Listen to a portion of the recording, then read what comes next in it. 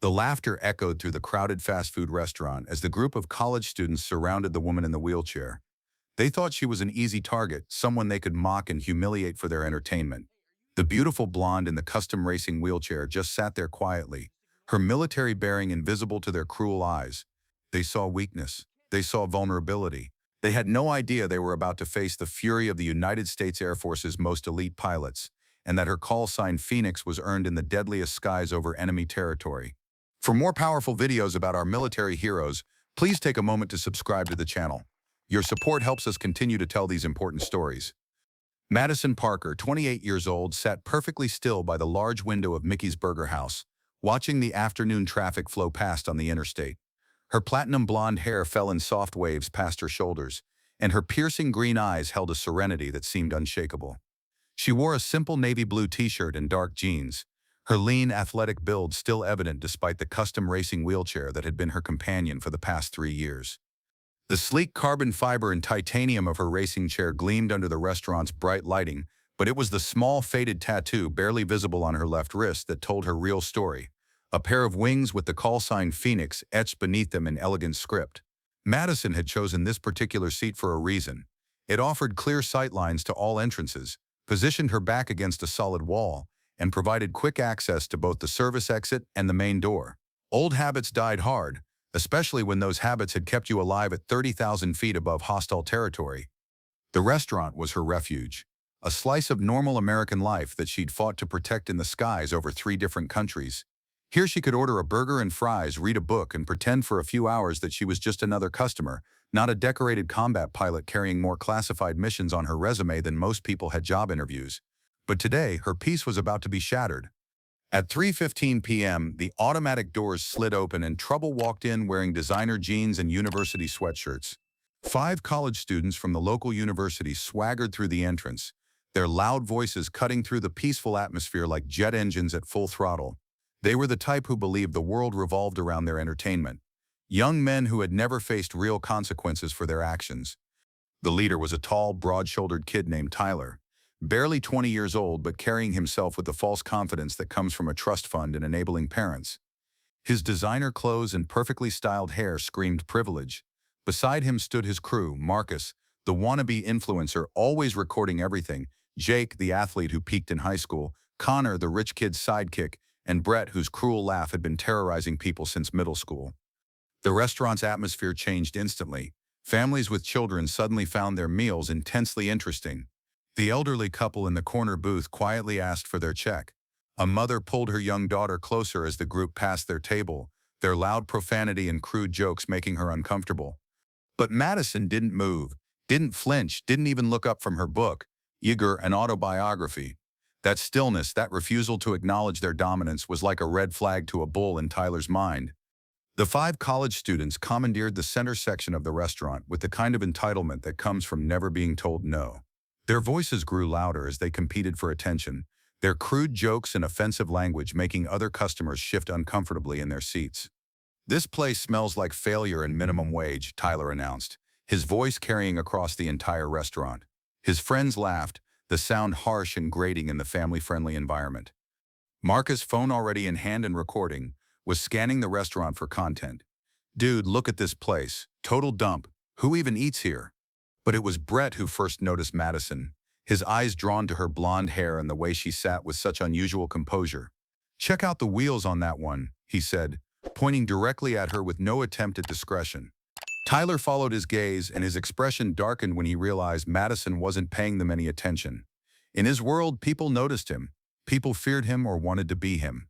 This calm indifference was an insult he couldn't tolerate. "Hey, Blondie," he called out, his voice booming across the restaurant.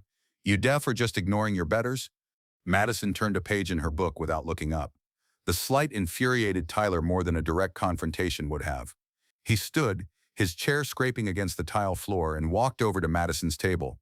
Up close, he could see the details he'd missed from across the room. The way her shoulders held themselves with perfect posture, the careful positioning of her hands, the fact that her stillness wasn't relaxation but readiness. But what he focused on was the wheelchair and the small flag pin on her collar, dismissing both as props for sympathy. "Well, well," he said, his voice dripping with false concern. "Look what we got here, boys. A little army girl playing dress-up." His friends joined him, forming a semicircle around Madison's table. Other customers watched nervously, too frightened to intervene but unable to look away. The teenage staff behind the counter looked scared, unsure whether to call their manager or hide in the back. "That's a cute little pin you got there, sweetheart," Tyler continued, pointing at the American flag on her collar. "Where'd you get it? The dollar store?" Madison finally looked up from her book, her green eyes meeting Tyler's gaze with absolute calm. "It was a gift," she said simply, her voice carrying a strange authority that made something cold run down Tyler's spine. The 5 students burst into laughter, the sound cruel and mocking in the quiet restaurant.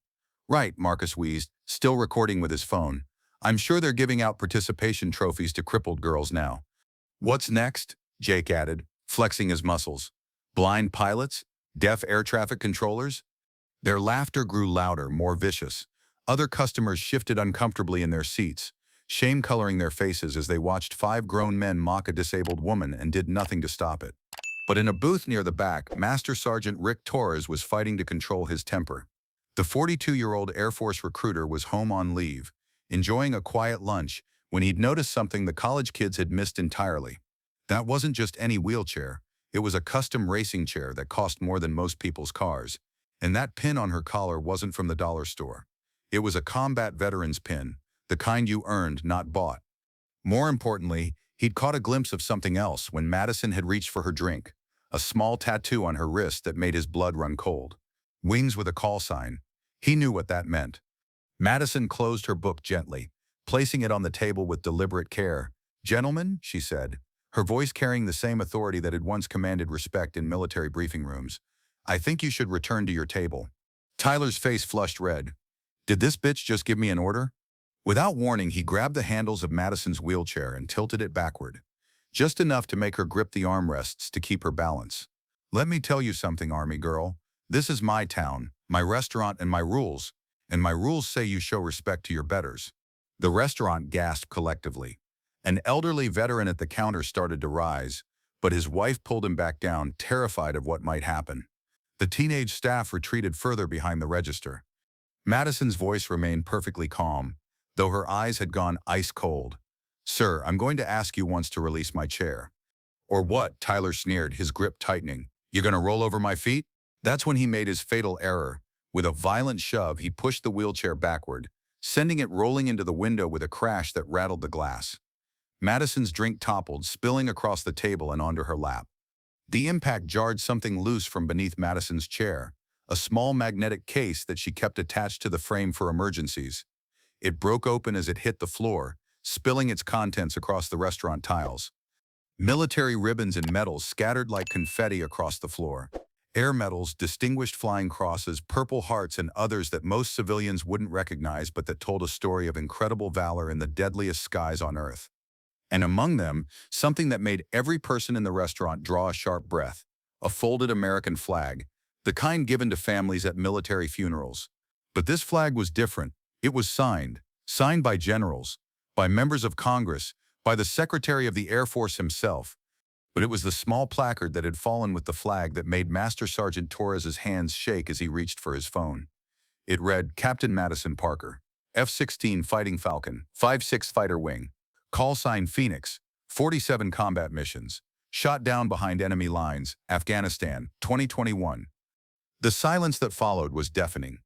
Torres slipped outside quickly, his fingers dialing a number he knew by heart. The phone rang twice before a familiar voice answered. "Colonel Williams." "Sir, this is Master Sergeant Torres. Sir, I'm at Mickey's Burger House on Route 66, about 15 miles east of the base.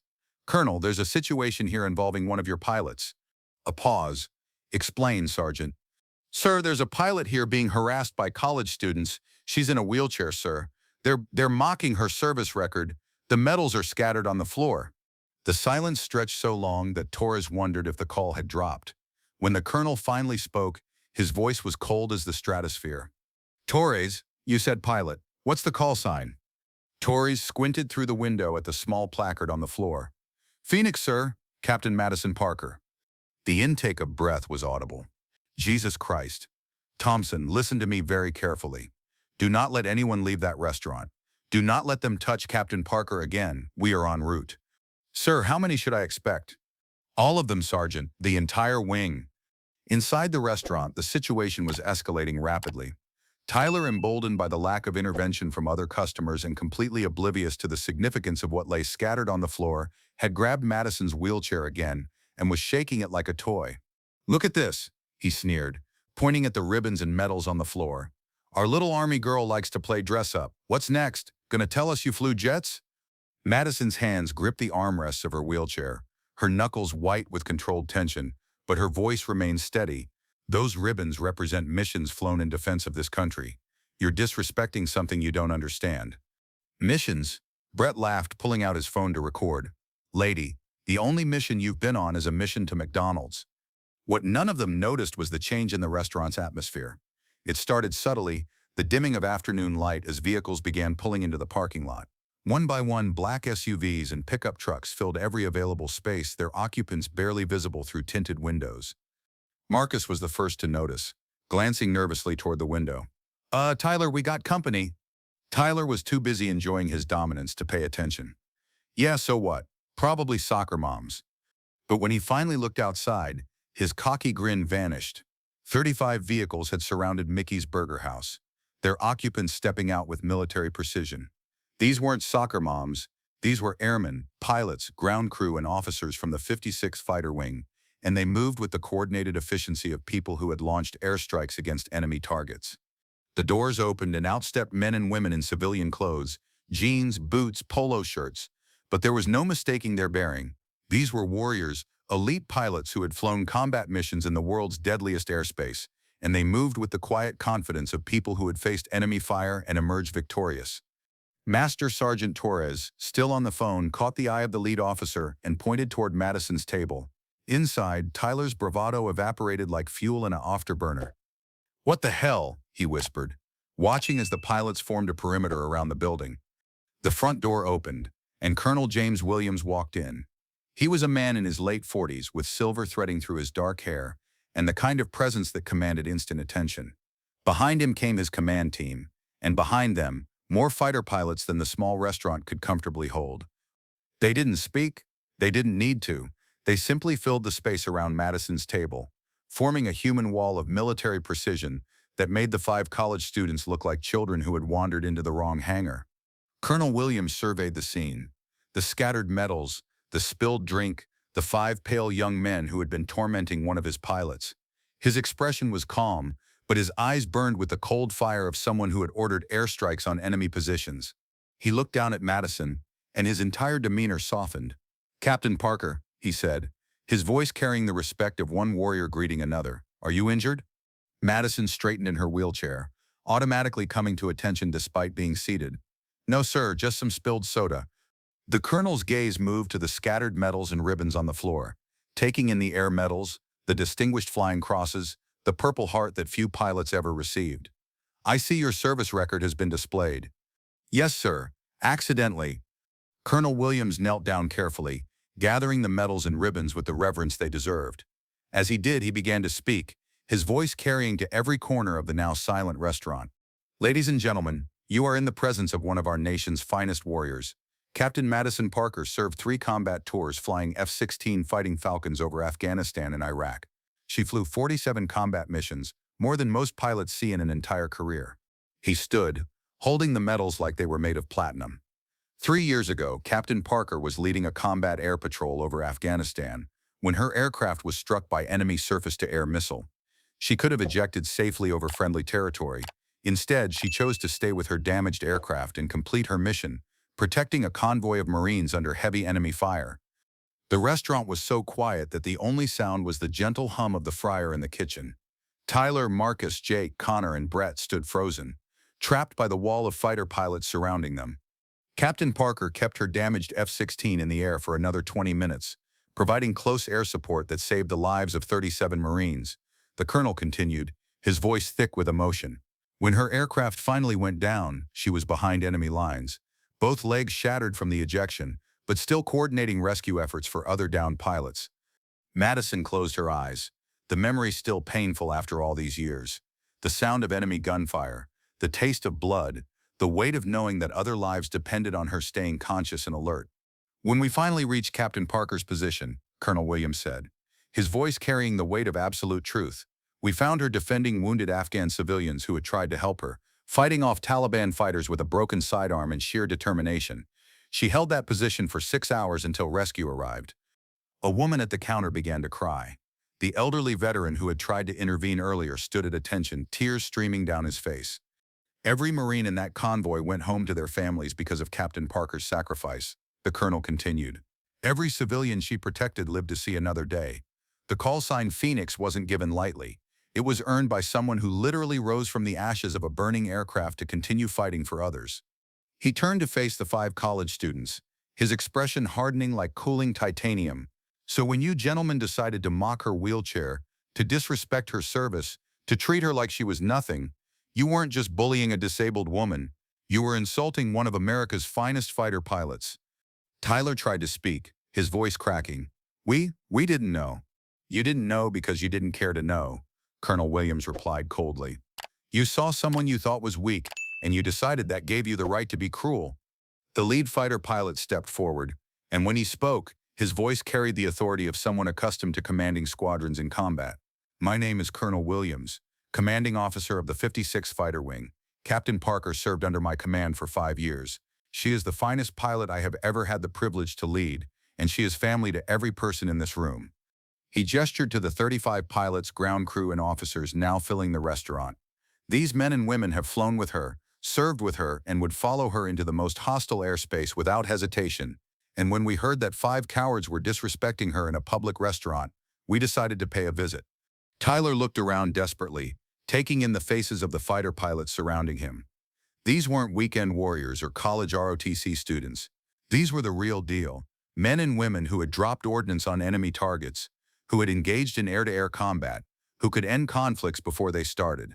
Look, we didn't mean anything by it, he stammered, his earlier arrogance replaced by genuine fear. We were just joking around. Joking? Major Sarah Chen, one of Madison's former squadron mates, stepped forward. You think a veteran's sacrifice is a joke? Madison finally spoke, her voice cutting through the tension like a laser-guided munition. Colonel, it's all right, they didn't understand. But Colonel Williams shook his head. Ma'am, with all due respect, ignorance is not an excuse for cruelty. These young men need to understand what they've done. He turned back to the 5 students, his voice taking on the tone of a commander briefing his air crews. Captain Parker didn't just lose her legs in that crash. She lost her career, her ability to fly the aircraft she loved more than life itself. She lost her future as a pilot, everything she had worked for since she was 12 years old and saw the Thunderbirds perform at an air show. The colonel's voice grew harder. She could have taken a medical retirement, collected her pension, lived comfortably off her disability benefits. Instead, she chose to live quietly, without fanfare, without demanding the recognition she deserves. She volunteers at the VA hospital, counseling other wounded veterans, giving them hope when they think their lives are over. Madison's cheeks flushed. She had never wanted her story told like this, never wanted to be held up as an example, but the colonel wasn't finished. So when you 5 decided to make fun of her wheelchair, to mock the pin she earned with blood, you weren't just bullying a disabled woman, you were attacking everything that makes this country worth defending. The silence in the restaurant was complete. Even the kitchen staff had stopped working, gathering at the service window to listen.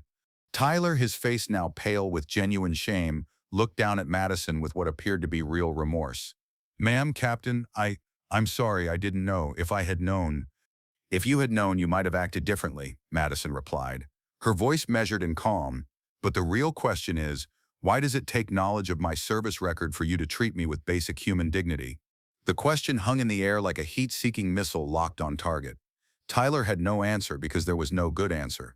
Colonel Williams stepped closer to the 5 students, his presence commanding their complete attention. Here's what's going to happen. You're going to apologize to Captain Parker properly. You're going to pay for every meal in this restaurant today. And then you're going to leave, and you're never going to show your faces here again. And if we don't? Connor asked, trying to summon some of his earlier bravado. The colonel smiled, but there was no warmth in it. Then you'll discover why fighter pilots are called the tip of the spear. We don't make threats. We eliminate targets. The threat was delivered so quietly that it was almost conversational, but every person in the restaurant understood its weight. These weren't men and women who bluffed. These were warriors who had eliminated enemy aircraft and ground targets with precision munitions. Tyler was the first to break. He pulled out his wallet with shaking hands, extracting every bill he had and placing them on Madison's table. "Captain, ma'am, I'm sorry. I'm truly deeply sorry. We were wrong, completely wrong." His friends followed suit, emptying their wallets and muttering apologies that sounded genuine in their terror. But Madison wasn't finished with them. She wheeled her chair closer, looking each of them in the eye.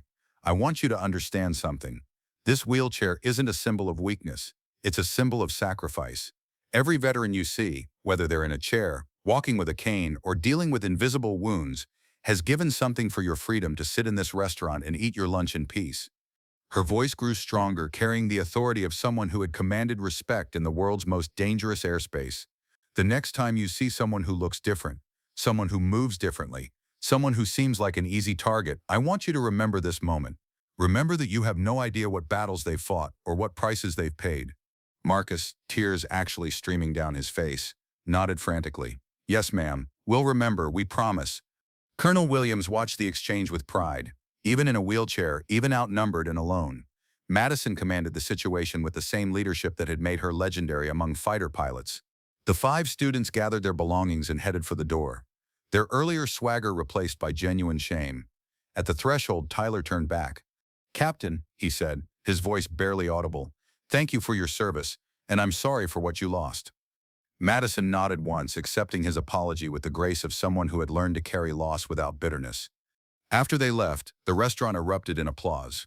Customers who had sat silent during the confrontation now stood, clapping and cheering for the woman they had watched being humiliated just minutes before. The elderly veteran from the counter approached, his eyes wet with tears. "Ma'am, I served in Vietnam, 2 tours flying Hueys, but what you did, what you sacrificed, that's the kind of courage they write about in history books." Madison smiled, the first genuine smile she'd managed all day. "We all serve in our own way, sir. Your service matters just as much as mine." The restaurant's manager, a middle-aged woman with kind eyes, bustled over with tears streaming down her face. "Captain, your meals are free here forever. It's the least I can do."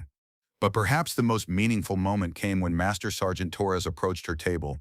He stood at perfect attention and rendered a crisp salute. "Captain Parker, Master Sergeant Torres, Air Force Recruiting. Ma'am, it's an honor to meet you. Your reputation precedes you throughout the entire Air Force." Madison returned the salute from her wheelchair, the simple gesture carrying the weight of shared service and mutual respect. "At ease, Sergeant, and thank you for making that call." Colonel Williams and his team began to file out of the restaurant, their mission accomplished. But before leaving, the colonel placed a gentle hand on Madison's shoulder. "Captain, you know you don't have to hide who you are. The world needs to see that heroes come in all forms." Madison looked around the restaurant at the faces filled with newfound respect and admiration, at the young airman who had stood up for her, at the elderly veteran who understood her sacrifice. "Maybe you're right, sir. Maybe it's time to stop hiding." As the fighter wing departed, the restaurant slowly returned to normal. But everything was different now. Madison was no longer just another customer. She was a hero, a warrior, a woman who had given everything for her country and asked for nothing in return. The teenage staff approached shyly, refilling Madison's drink with trembling hands. "Ma'am, I just wanted to say, you're the bravest person I've ever met." Madison smiled. "Bravery isn't about not being afraid. It's about doing what's right even when you are afraid. Remember that." As the afternoon wore on, word spread throughout the small town. By evening, there would be a steady stream of visitors to Mickey's Burger House. Veterans wanting to shake her hand, families wanting to thank her for her service, young people wanting to hear her story. Madison had come to the restaurant looking for anonymity, for a place where she could blend in and be ordinary. But sometimes extraordinary people can't hide forever. Sometimes their light is too bright to be dimmed by circumstance or injury or the cruelty of those who don't understand sacrifice. And sometimes, just sometimes, the world needs to be reminded that heroes walk among us every day, rolling through life with quiet dignity, carrying the weight of service with grace, and teaching us all what true courage looks like. Before you go, I want to hear from you.